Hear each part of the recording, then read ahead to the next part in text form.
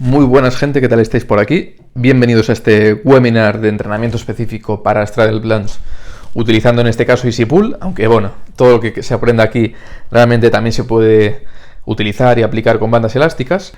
Y antes de comenzar, me gustaría decir que todo lo que vayamos a ver aquí no deja de ser una combinación, lógicamente, de referencias bibliográficas, de libros que he leído, pero en gran medida es mi experiencia y por lo tanto no es ninguna verdad absoluta. Simplemente pretendo aportar y que todo lo que vaya a comentar aquí te sirva pues para asimilarlo y tener tus propias reflexiones, pero que al final hagas tu propio cóctel y saques lo que te parece de útil de todo lo que vamos a ver hoy. Entonces empezamos. Bueno, en primer lugar tenemos que decir que cuando trabajamos ejercicios de fuerza isométrica de calistenia, realmente es algo súper específico de esta modalidad, ya que me atrevo a decir que no existe ningún otro deporte, ni ninguna otra modalidad deportiva en la que tengamos que aplicar fuerza en un ángulo concreto del movimiento y con semejante intensidad como se hace en el caso de la calistenia o de la gimnasia artística. Es probablemente una de las mayores peculiaridades que tienen estos dos deportes. Entonces, el trabajo de fuerza máxima isométrica o fuerza isométrica tiene varias peculiaridades. Una de las peculiaridades es que siempre estamos trabajando la fuerza en un determinado ángulo, es decir, pues en el caso de la Straddle Plunge, por ejemplo, tendríamos una flexión de aproximadamente, es algo aproximado, 45 grados, por ejemplo, luego va a variar en función de las longitudes y extremidades de cada persona, y que el tipo de contracción es isométrica, es decir, que la longitud muscular no varía. Esta es la principal característica del entrenamiento isométrico. Entonces, cuando queremos conseguir un elemento en el que tenemos que aplicar una fuerza igual o superior a la de nuestro propio peso en nuestro cuerpo en una posición de tan desventaja mecánica como es mantener nuestro cuerpo paralelo al suelo y sin que nuestros pies toquen el suelo y se apoyen, realmente no es nada fácil. Sí que es verdad que hay gente que tiene un potencial bestial porque tienen la suerte de tener una genética privilegiada y al final entrenando puramente la Straddle Plunge se la sacan y la hacen en 2 días, pero lo cierto es que la mayor parte de los mortales, me incluyo, no tenemos esta suerte. Por lo tanto, tenemos que buscar estrategias y tenemos que entender de programación y planificación de entrenamiento para saber cómo planificar de forma correcta un entrenamiento que, en cierto modo, nos ayude a mejorar y, si es llegado el caso, conseguir hacer la Straddle Plunge. Entonces, lógicamente, el conseguir la Straddle Plunge no va a estar únicamente condicionado por factores biomecánicos o factores de rendimiento como puede ser la fuerza máxima isométrica. Si, por ejemplo, es una persona que tiene sobrepeso, en primer lugar, lo más importante sería hacer un entrenamiento de preparación física general y reducir ese porcentaje graso al máximo, ya que sería un poco absurdo ponernos a trabajar un ejercicio tan específico como una Straddle Plunge. Pero bueno, si ya eres una persona que llevas cierto tiempo trabajando calistenia, tienes una buena base de fuerza en ejercicios básicos como son flexiones, fondos, flexiones en pino, dominadas y demás, y ya ves que trabajas una Straddle Plunge y estás trabajando con progresiones como una tuck o una planche sling, pues entonces este webinar es para ti o para tus alumnos con los cuales quieras hacer progresos.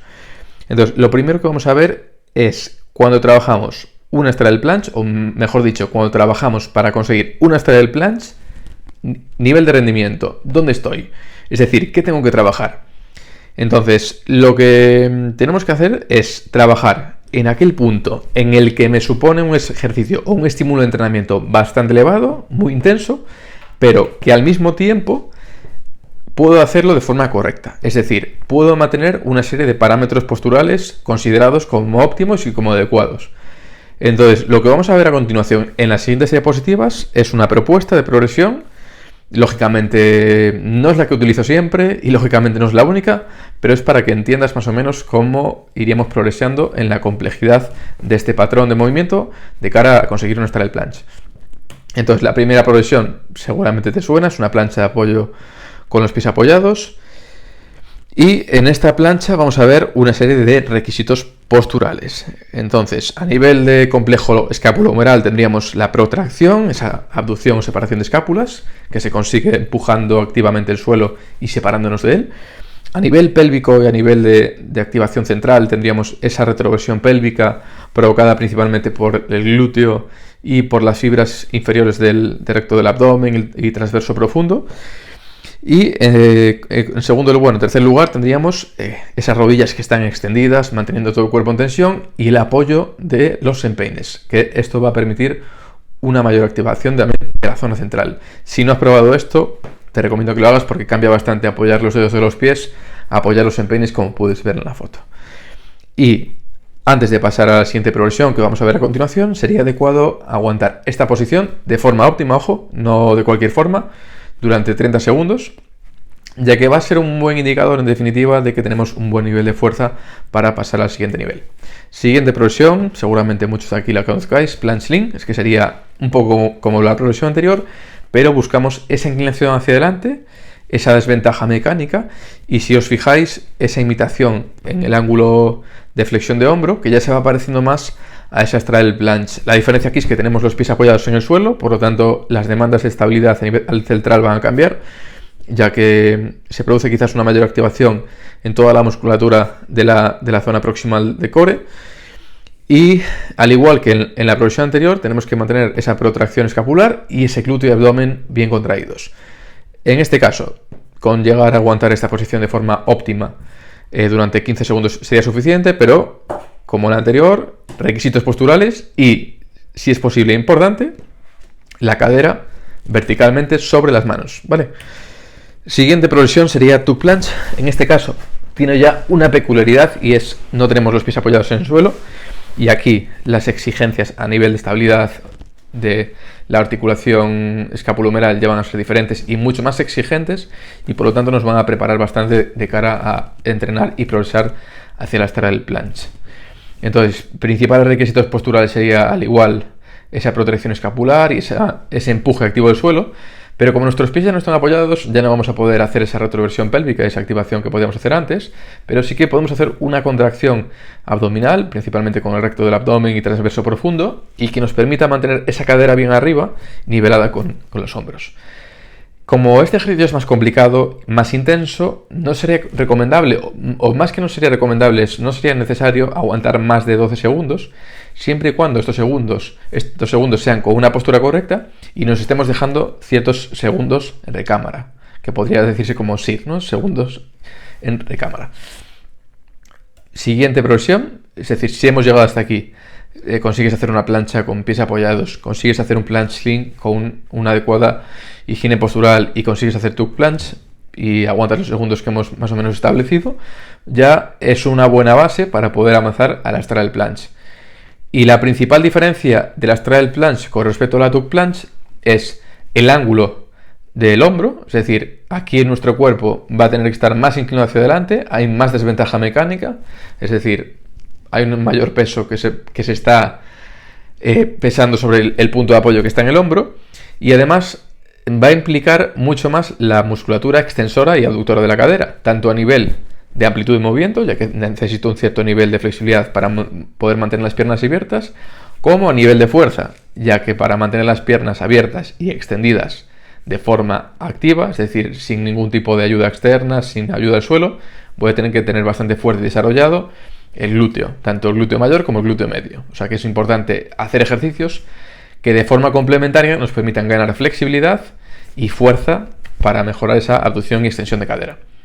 En este caso, aguantar 8, 10, 12 segundos más que suficiente, siempre y cuando, repito, tengamos los requisitos posturales. Ya llegar aquí, en mi caso, por ejemplo, ya me resulta complicado, dependiendo un poco de si lo entreno con mucha frecuencia, menos frecuencia y demás, pero es fácil perderlo. Es decir, ya es un punto del entrenamiento donde tenemos que ser muy específicos, tenemos que tener bastante frecuencia, salvo que tengamos esa genética privilegiada. Con respecto a la frecuencia de entrenamiento, es decir, cuántos días voy a entrenar, va a depender de nuestra experiencia de entrenamiento. Es decir, que cuanto menor sea mi experiencia entrenando, voy a entrenar con una menor frecuencia, 1, 2, incluso 3 días, y cuanto mayor es mi experiencia entrenando, voy a entrenar con una mayor frecuencia, entre 2 hasta 5 días a la semana, y ya una persona que está a un nivel alto y que está adaptada a nivel de tejidos, a nivel estructural, podría llegar a entrenar 6 días, 7 días ya me parece excesivo. Entonces, para poder valorar y cuantificar la experiencia, no solo tenemos que tener en cuenta el tiempo que llevamos entrenando, ya que a veces hay gente que lleva muchísimos años entrenando, pero está siempre en el mismo punto. ¿Por qué? Porque no sabe hacer un entrenamiento, porque no varía, porque no ha sido constante. En definitiva, no simplemente podemos tener en cuenta cuánto tiempo llevamos entrenando para valorar la experiencia. Entonces, bajo mi punto de vista, tenemos que tener en cuenta dos aspectos. Tenemos que tener en cuenta el tiempo que llevamos entrenando de forma constante, y esto subrayado, y por otro lado tenemos que tener en cuenta el nivel de rendimiento. Entonces sería como una ecuación en la que tenemos en cuenta tiempo constante y nivel de rendimiento. Y a partir de ahí podríamos determinar cuántos días a la semana y cuánto tiempo de recuperación podemos dejar entre sesiones. Que llevo un año de entrenamiento y me cuesta hacer flexiones, pues hombre, puedo empezar a jugar con ejercicios como la plancha con apoyo de pies o el planche sling.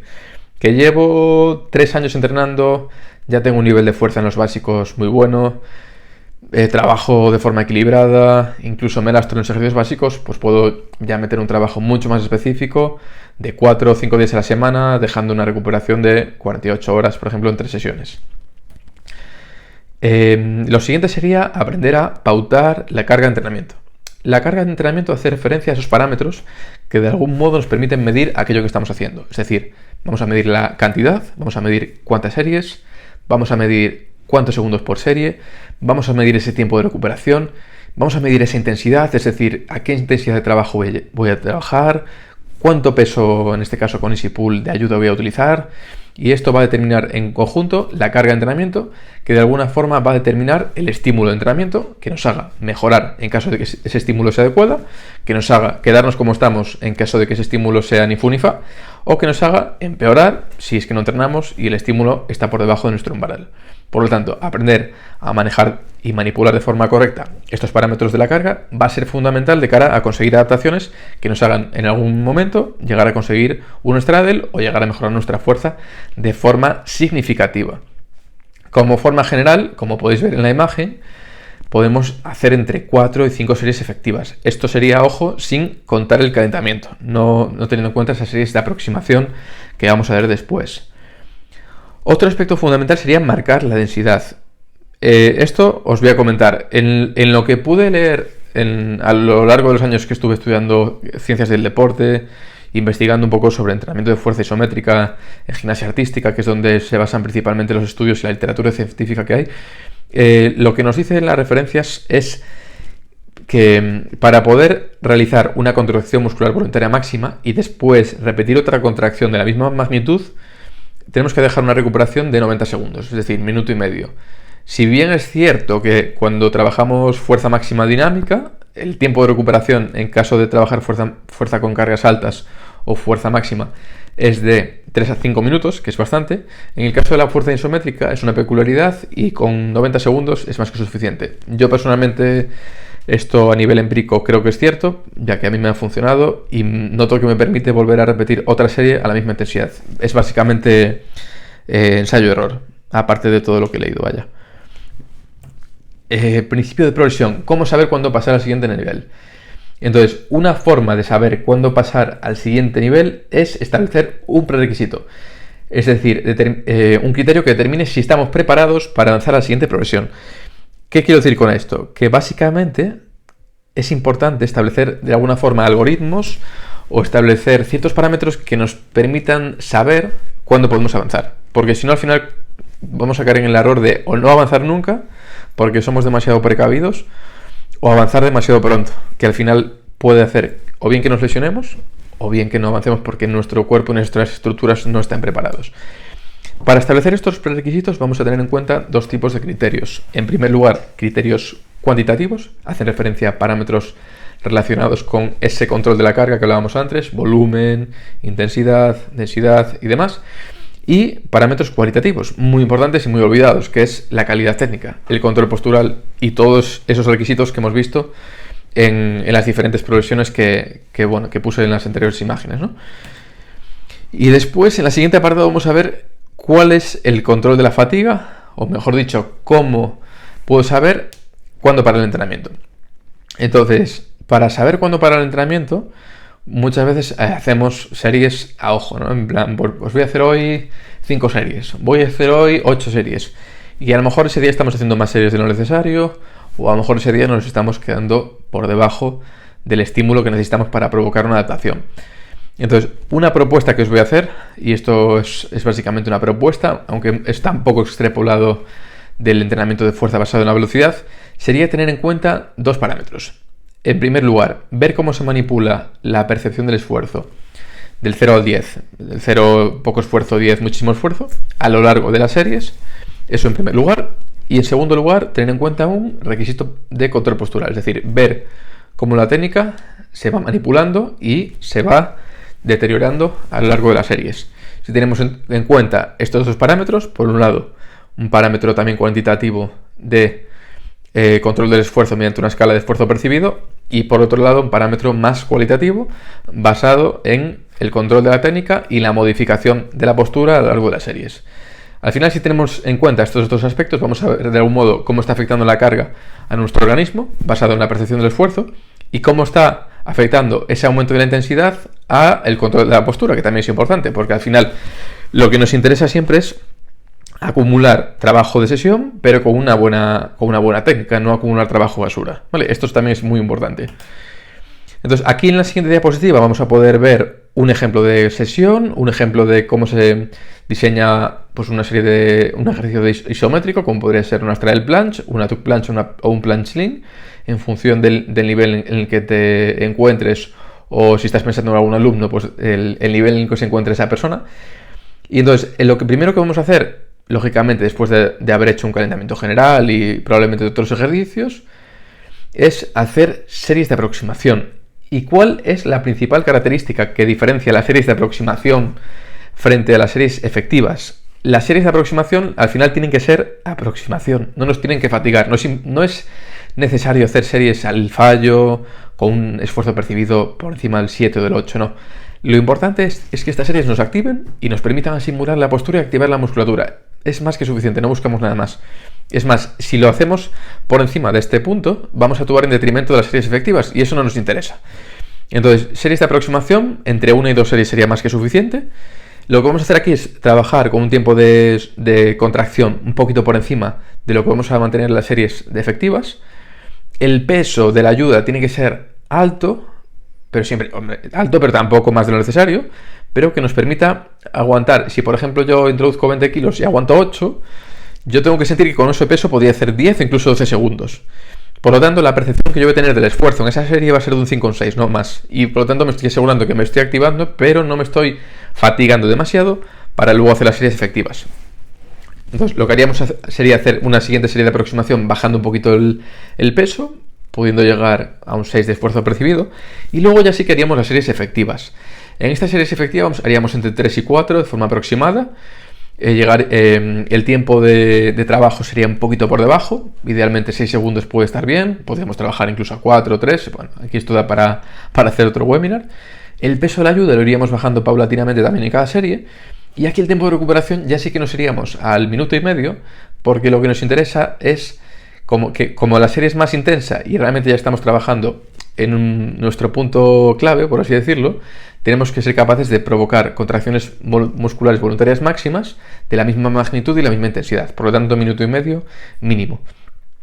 Y entonces seguiríamos haciendo series bajando el peso o quedándonos con ese peso, pero sin pasarnos del 8. No es necesario y realmente no nos va a ayudar realmente trabajar por encima del 8. Bajo mi experiencia, las veces que he trabajado sintiendo que ya estaba a un 10, es decir, que ya era un peso que me costaba mucho mantener y ya estaba casi sufriendo, no he mejorado más, incluso he empeorado. O sea que os recomiendo que no paséis del 8 de esfuerzo percibido suficiente. Esta es una forma muy sencilla de cuantificar de alguna forma o poder determinar en gran medida qué volumen de trabajo vamos a tolerar o vamos a trabajar en una determinada sesión. Sería un poco parecido a la pérdida de la velocidad, que es como se trabaja en entrenamiento de fuerza basado en la velocidad, pero utilizando o basándonos en la escala de fuerza percibido para poder saber cuándo parar de hacer series y parar el entrenamiento.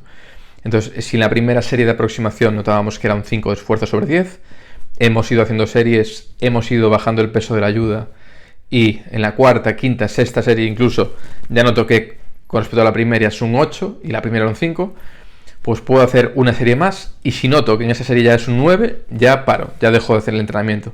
Es un buen punto para descansar, para hacer otro ejercicio, para hacer esa parte complementaria de trabajo accesorio, ejercicios compensatorios y demás. Entonces, bueno, en general espero que este resumen sobre metodología del entrenamiento te haya servido de ayuda, te haya sido útil. No sé si algunos conceptos, como no los he explicado de base, te pueden resultar complicados. Si es así, me gustaría que me dejaras en los comentarios qué temas te serían interesantes, qué te puede ayudar en definitiva a entender más este tipo de entrenamiento de fuerza isométrica o entrenamiento de fuerza específica de calistenia, y así yo puedo saber qué puedo aportar y seguir tratando en los próximos vídeos. Así que bueno, si has llegado hasta aquí, muchas gracias por escuchar el tostón y espero verte de nuevo muy pronto por aquí en futuros vídeos. Así que un saludo a los que estéis ahí detrás. Ah, coño, que se me olvida, suscribíos si no lo habéis hecho. Venga, un saludo.